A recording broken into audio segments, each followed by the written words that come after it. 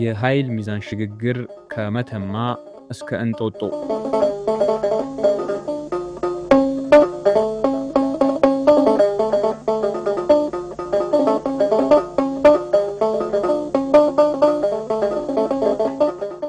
መጋቢት 1881 ዓመተ ምህረት የታሪክን አቅጣጫ የቀየረችው መተማ የኢትዮጵያ ጀግናና እውነተኛ አርበኛ አፄ ዮሐንስ አራተኛ የሀገራቸውን ዳር ድንበር ለማስከበርና የትንኮሳ ማዕበሉን ለመግታት ወደ መተማ ዘመቱ። ጦርነቱ ፍልሚያው በረታ። ድሉ ወደ ኢትዮጵያውያን እያመዘነ በነበረበት በዚያ አስፈሪ ሰዓት ግን ያልታሰበው ሆነ። ንጉሠ ነገሥቱ በጠላት ጥይት ቆሰሉ። የንጉሱ መውደቅ የጦሩን ሞራል ሰበረው። በመጨረሻም የኢትዮጵያ ብርቱ መሪና ሰማዕት አፄ ዮሐንስ አራተኛ በጀግንነት ተሰዉ።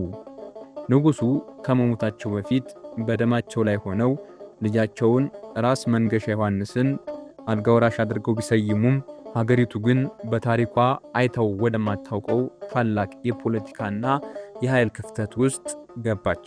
ሰሜኑ በጦርነትና በረሃብ ሲታመስ የኢትዮጵያ ቀጣይ ዕጣ ፈንታ ምን ይሆን የሚለው ጥያቄ በየአቅጣጫው ይናይ ጀመር። በዚህ አስቸጋሪ ወቅት በደቡብና በመካከለኛ የሀገሪቱ ክፍል የነበረው የኃይል ሚዛን ሙሉ በሙሉ ወደ አንዱ መሪ አጋድሎ ነበር፣ ወደ ሸዋው ንጉሥ ምኒልክ።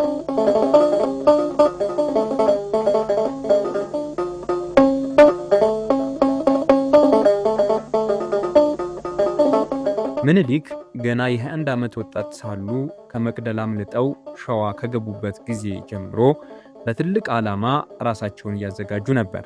ሰራዊታቸውን በዘመናዊ መሳሪያ አደራጅተዋል። ከውጭ ሀገራት ጋር ዲፕሎማሲያዊ ግንኙነት መስርተዋል።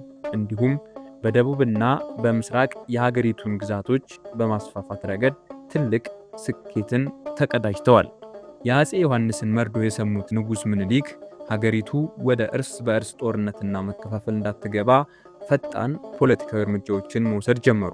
የሰሜኑ መሳፍንት ሳይቀሩ የንጉሥ ምኒልክን ወታደራዊ የበላይነትና ብስለት በመረዳት ለሀገሪቱ ሰላም ሲሉ እጃቸውን መስጠትና ታማኝነታቸውን መግለጽ ጀመሩ።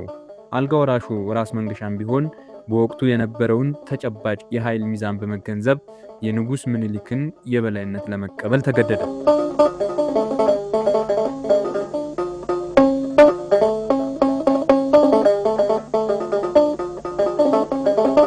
ጥቅምት 25 1882 ዓመተ ምህረት በአዲስ አበባ እንጦጦ ማርያም ቤተክርስቲያን ታሪካዊና ደማቅ ስነ ስርዓት ተከናወነ። ንጉሥ ምኒልክ አፄ ምኒልክ ሁለተኛ ንጉሠ ነገሥት ዘኢትዮጵያ ተብለው የንጉሠ ነገሥትነቱን ዘውድ ጫኑ።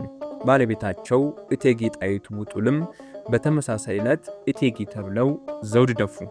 ይህ የዘውድ ስነ ስርዓት ንግስናን ብቻ ሳይሆን አዲስ ዘመንን ያበሰረ ነበር።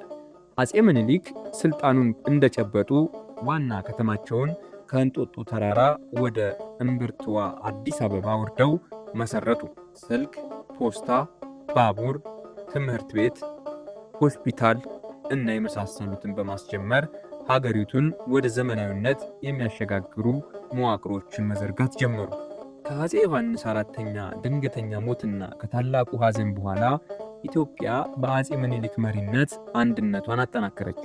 ይህ የስልጣን ሽግግር ሀገሪቱን ካንዣበበባት የመበታተን አደጋ ያዳናት ከመሆኑም በላይ ከጥቂት ዓመታት በኋላ መላውን ጥቁር ሕዝብ ለኩራትና ለነጻነት ያበቃውን የታላቁን የአድዋ ድል መታሰቢያ የጣለ ታሪካዊ ክስተት ነበር።